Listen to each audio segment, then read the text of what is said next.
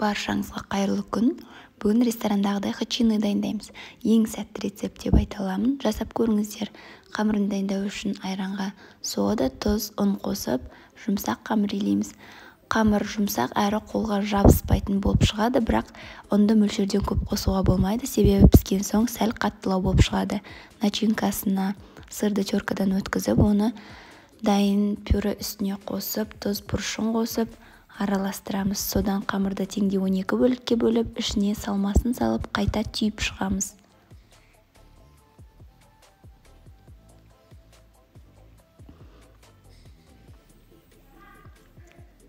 Табамызды қыздырып, сәл майлап, дайындап қоямыз.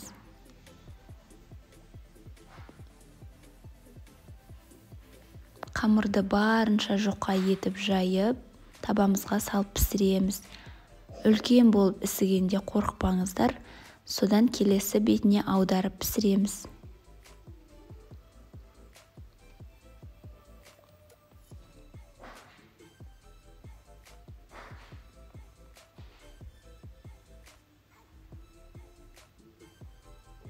Піскен хачиндардың бетін сары маймен майлап шығамыз.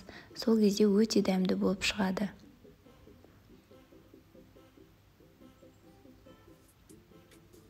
Осымен хачиндарымыз дайын. Каналыма тіркеліп лайк басуды ұмытпаңыздар. Сіздермен болған мен Жадыра ас болсын.